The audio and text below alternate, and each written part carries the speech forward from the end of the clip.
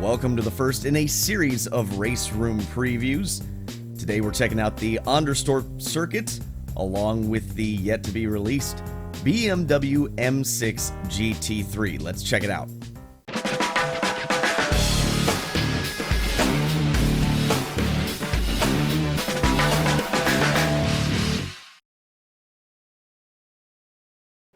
Okay, let's check out a lap around the Anderstorp circuit.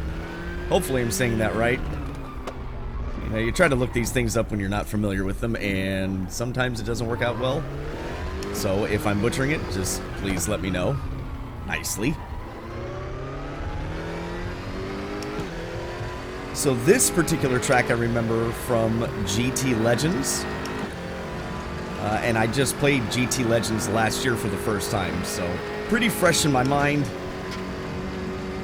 And I really like the banking that this particular track offers.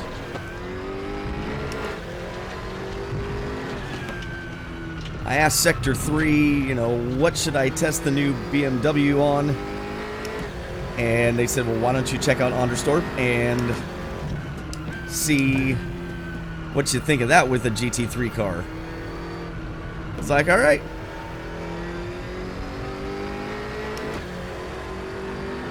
This one's pretty cool. It's got a decent bank to the corner. Look at that. Gets tighter at the exit, so you really got to pay attention. And about somewhere around that white turn marker, you want to brake. And again, it gets tighter off of that turn. Pretty flat there, easy to spin the tires. And this is a very long, steadily increasing or decreasing, however you say it, it gets tighter. Radius turn, and then a super tight left-hander onto the front straightaway. Be careful not to spin the tires. And that is a lap around Anderstorp. Well, we got to take this turn because we didn't take this turn initially. There we go. Now that is a lap around Anderstorp. Okay, qualifying's over. Now I am using the adaptive AI. So what I try to do with the adaptive AI is I run really short races, like 3-lap races, make sure I run at least a little bit of practice, run a qualifying session, let that finish out all the way, and then go ahead and run a race. In qualifying, what I'm basically looking for is I have 28 cars on the grid, so I use the 25 to 75% rule. So I try not to qualify. In this instance, I want to qualify no better than about 7th or 8th, and I want to qualify no worse than about, I don't know, 20th or so. That way I have a really nice, solid field to race against. As you can see, I qualified 12th, which ought to be pretty good for a race.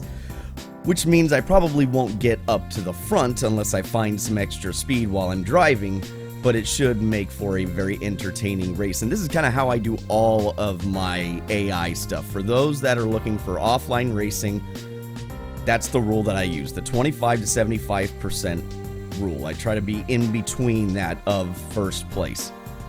That way, again, it just seems to work out well for an AI race.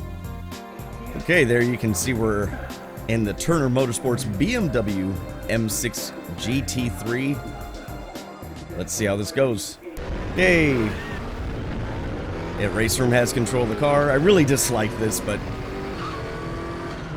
I'm sure they do it for ease of use reasons so that they don't have to figure out how to penalize you if you jump the start, or if the AI does something weird. It probably keeps everything in a tighter box so that doesn't happen. But it's just frustrating because then they get this big old gap, and instead of you relying on your reaction time, this happens. Now I don't know how competitive we're going to be because I got the AI pretty close.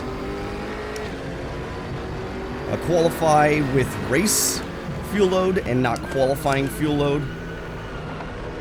Most sims don't really seem to know what a qualifying fuel load is, so that won't do you any good. You'll get odd results. Just do a race fuel load, and I cannot get through that turn No matter if I late apex it, no matter what I do, I just cannot get through that turn good.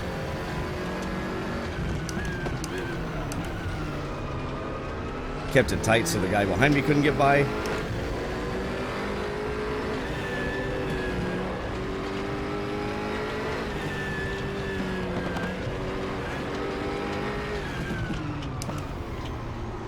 Go. Jeez. Hitting the brakes for no reason there.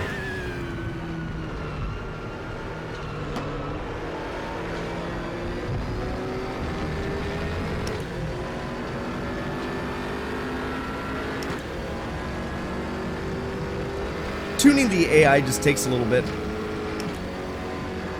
Like I said, just keep running races. I don't think I clarified that real well. Just keep running races until you get your qualifying session the way you want it in that correct range.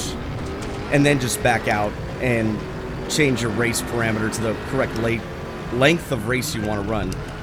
That's for the adaptive AI. For anything that uses percentages like 70, 80, you know, stuff like that. Get yourself familiar with the track, run, you know, 1 or 2 qualifying sessions, kind of figure out where you are, and then I would just remember what you ran in qualifying and find out, you know, just keep running qualifying sessions with the AI and find that right percentage rate for the AI for you to get the best race you possibly can. It takes a little bit, but once you kind of get the hang of it,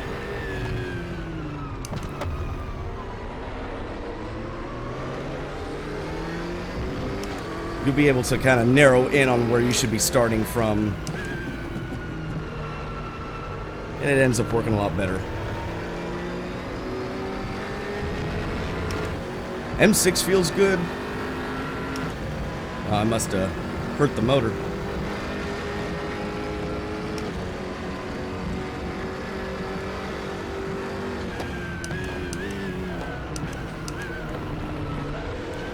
Whoa, thank you. Yeah, this car does not like the center of the turn at all. Has a nice entry to it.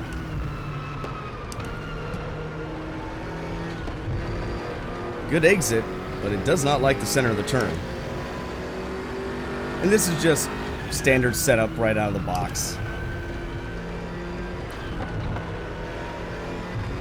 You can see where the AI is just getting a hold of me in the center on those longer turns.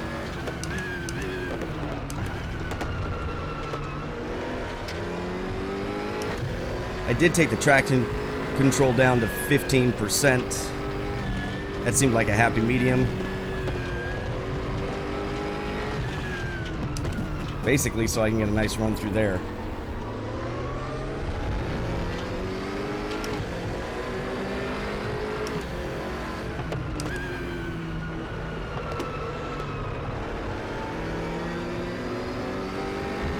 And the hard part about this track too is trusting what the car is going to do, because the turns are very unique. And again, this probably isn't the easiest thing to do on this track with a GT3 car. But nonetheless, here we are. Alright, so time's up, final lap. I've killed the tires, and I'm having a hard time hanging on to it. So obviously I need more laps around here. But the M6 is a great addition to the GT3 category. And Beyond the Gloves episode 4, John and I were talking about how do you solve the problem with an aging field of cars. And I think RaceRoom's come up with a nice compromise, is to do a balance of performance adjustment. So it's their version of a GT3 field, which is, I think, pretty cool. Phew! That was rough. So thanks to Sector 3 for giving us a preview build, obviously.